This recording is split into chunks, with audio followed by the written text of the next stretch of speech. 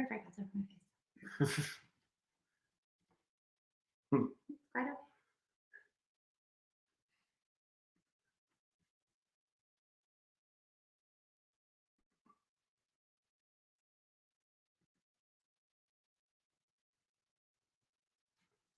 The problem is I can't see what it looks like. It might still be over your face. I don't care. All right. Hey, everybody. Welcome. It is Monday night, and it is time for us to go through our 3 Pillars of Health, our weight loss program. For the last 15 years that I've been in practice, I've been using this, a form or a variety of this particular program we're going to talk about tonight to help patients with everything from autoimmune issues to diabetes to neuropathy and so forth. So that's really where this has come from. Kim experienced this firsthand back even before we were dating. So you want to share a little bit about? Okay. Well, in 2010, I was diagnosed with lupus. And at that time, I was super busy. Didn't really. This is so weird that there's no. Anyways, they told me to make an appointment with a rheumatologist. I didn't have time. Didn't feel like it. Didn't think I was that sick. So I just kept doing my own thing. The symptoms that I had initially when I went to the doctor were skin issues. But I did have other symptoms like frequent headaches, fatigue. I had a lot of leg swelling, different things. When you introduced the diet protocol to me as a challenge at the gym that we both went to, within 2 weeks of cutting out pretty much everything I was eating, then my headaches went away. And so I stuck with it, and I literally have never turned back from that point. So I have been gluten-free and dairy-free for several years now. And yeah, no headaches, no leg swelling, no joint pain, no fatigue. I can run him into the ground energy-wise. Okay, maybe not. Anyways, yeah, I feel great. Yep.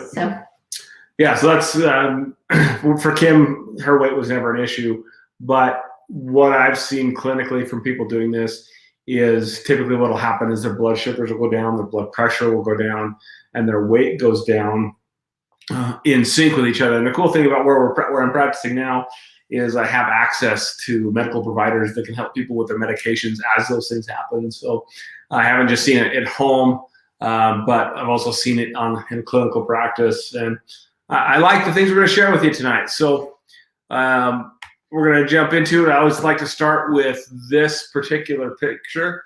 This picture is sad and intriguing all at the same time. But if you look at it, we're guessing in the late 60s, early 70s. But if you look at these people in this picture, there's not one overweight person in this particular picture. Nope. And if we took this picture today, it would be a completely different story because what we are told is healthy, what we are told is good for us, it is not true. Right. And additionally, we're marketed garbage. Yeah, 100%. Like I missed the Super Bowl last night, but I can probably tell you what the commercials were. I'm sure there's pizza, there was soda, there was fast foods. Did you watch it? I did. There weren't really the commercials were different, but there were a few of those things too. Oh, there you go. But I just think I also read a thing that says we spend very little money on food. So like the average European spends like 20% of their income on food. And the average American spends 9%.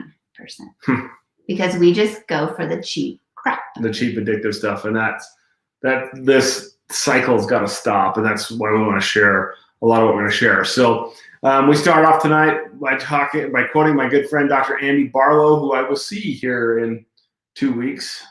Excited about that. he has a saying where he says, God food heals, man food kills. That's the basis of this whole thing. God food is the way God intended food to be. Man food is man starts to change it and manipulate it and chemically alter it, and it turns into man food. So God food, the way it's supposed to be, can actually heal your body, whereas man food actually kills your body. So how do you know if people have comments or anything? I don't. We won't know until so this is actually on Facebook Live tonight. I didn't do it on Zoom. Oh. That's why. Okay. I'm confused. So the 3 pillars of weight loss are basically these. Number 1 is to provide yourself with nutrient-dense calories while decreasing this thing called metabolic inflammation. Number 2 is to drink water and water only. And then number 3 is to exercise, but it's not for the reason why you think it is. So we're going to spend a bulk of the time talking about number 1, about those nutrient-dense calories. And then we'll spend a little bit of time with 2 and 3. So let's jump right into it. Providing yourself with nutrient-dense foods, nutrient-dense calories while decreasing metabolic inflammation. What people don't realize, number 1 stress in your body or in your life has nothing to do with finances, has nothing to do with kids, has nothing to do with family, has nothing to do with any of that stuff. The number 1 stressor that you have in your life is what you put in your mouth. Okay, if you eat and follow the standard American diet, that SAD, you're increasing the inflammation in your body, and it is slowly wreaking havoc. And it's a lot like an iceberg. We have all this stuff going on down at the bottom, and then all of a sudden you go through a stressful event, and those symptoms start to pop up, and all of a sudden you're diagnosed with some sort of autoimmune disease or blood sugar issues, and it's all because of what you've been putting into your mouth previously. So we're going to start off by giving you a list of foods to eat.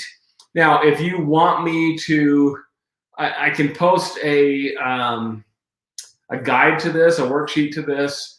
So you just comment below if you want that. I can put a link in there, and you can actually download this so you don't feel like you need to write it down. So the foods to eat are poultry, eggs, pork.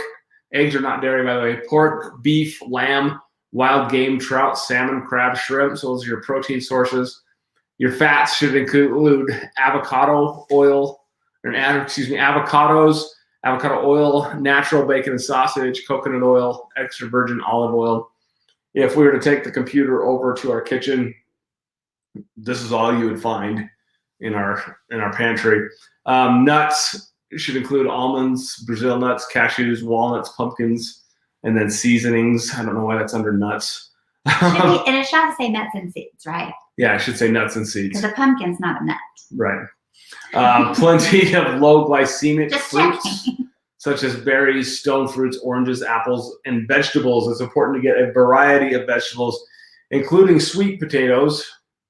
Having a good variety of vegetables actually helps give your gut, the bugs in your gut, the food that they need to survive and to thrive. And then corn, potatoes, peppers, and tomatoes are not vegetables. Bring them back in moderation only after you've hit your goal weight. We'll talk about those more in the next section. So those are the foods you want to focus on. The foods that you should avoid include dairy. Dairy does not do a body good, despite what the marketing people have told you. Soy and tofu, peanuts, peanut oil, legumes, including beans and lentils. Sugar, potatoes, vegetable oil. Yes, potatoes is on there, even though we're in Idaho. Vegetable oils, palm oil, canola oil, grains, including wheat, barley, rye, oats, corn, rice, quinoa, bread, cereals, tortilla, pizza, oatmeal, pasta, granola, cakes, and cookies. We just lost everyone. This is true. Reason why you want to avoid these foods. Dairy, we have often said that if you want to think about dairy, then think about nature. How many animals do you know of that drink milk beyond their infancy? And then how many animals do you know of that actually drink milk from another animal? Pasteurizing milk kills all the enzymes you need to absorb the milk, and it creates all sorts of inflammation because your immune system doesn't recognize those proteins when they don't digest properly, and it creates a lot of autoimmune issues. Soy and tofu, we're not really genetically built to break that stuff down anyway, but it's full of of glyphosate or Roundup, which kills off your gut bugs.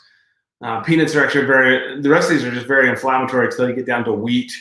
I know there's a lot of people that say that wheat is for man, and that's the argument they make. But unfortunately, they would say it's God's food. They would say it's a God food, but unfortunately, man has been hybridizing it and spraying it full of chemicals for a long, long time, and now it's creating all these different autoimmune disorders. And only, I think, 1 out of 10, I think, is the statistic. People who have issues with wheat actually have gastrointestinal distress. Right. It can have a lot of other symptoms than most people think. I'm fine. It doesn't upset my stomach.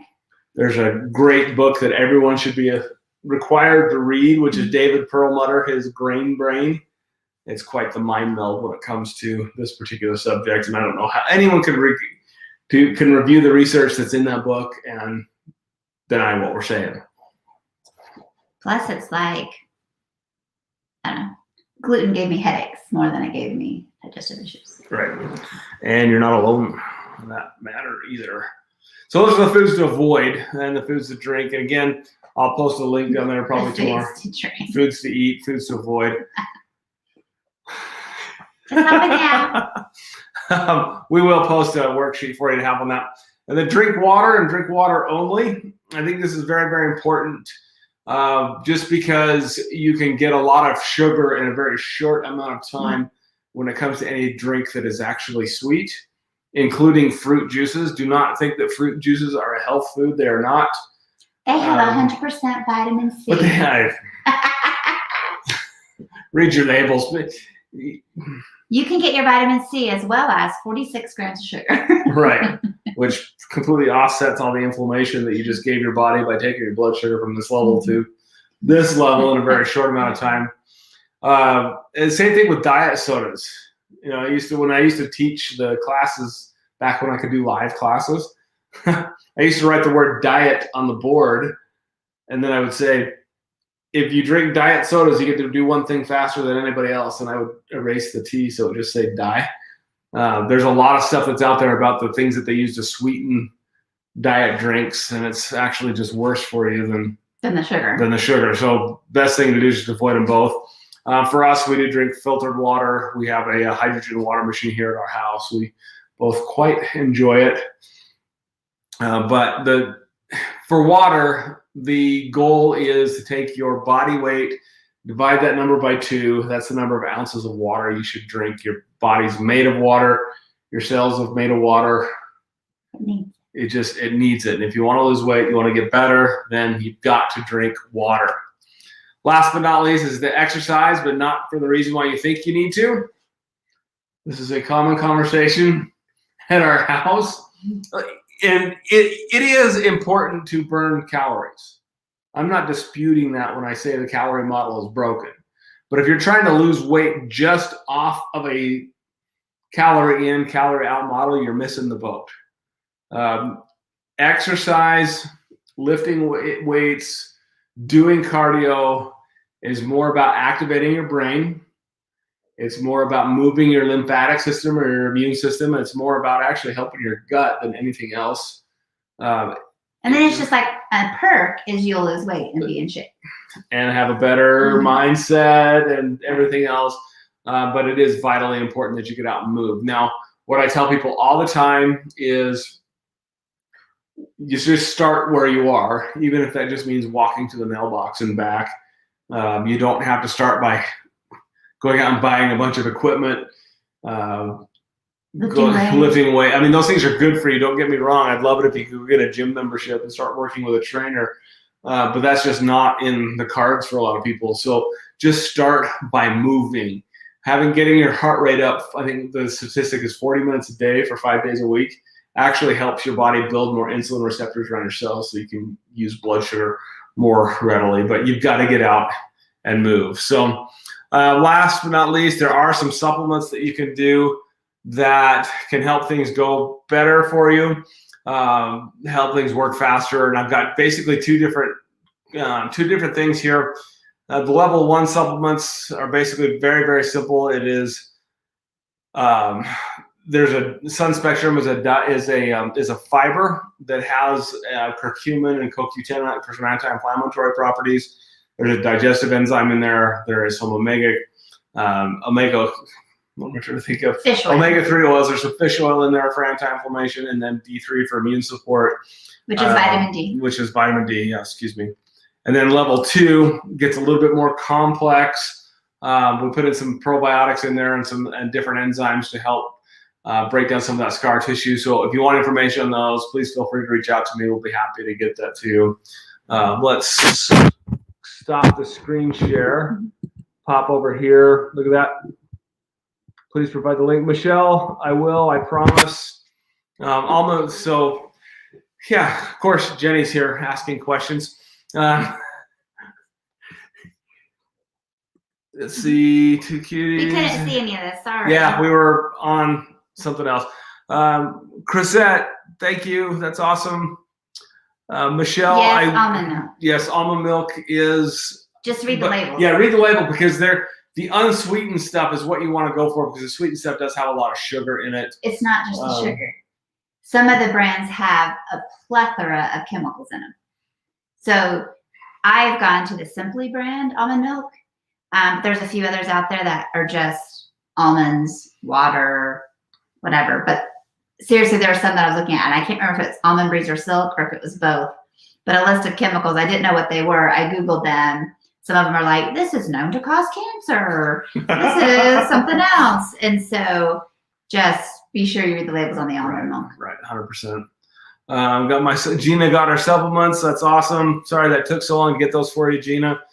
Yeah, Michelle, I've already said that we get the. So Michelle, the link takes me a few minutes to get just because it's in the backside of my website and it's kind of a pain. So I will probably get that to you tomorrow, but I'll just leave it right on underneath your comment so you're notified when you get it. So you'll have it. The link for what? The worksheet. Oh, gotcha. So we'll get that. Awesome. I'm glad everybody joined us tonight. Thanks for asking questions as always. We appreciate your feedback. Please like and share this video. And eat good. And eat good. Makes you feel so good. Okay, we'll be back next week, guys. Thank you. See ya.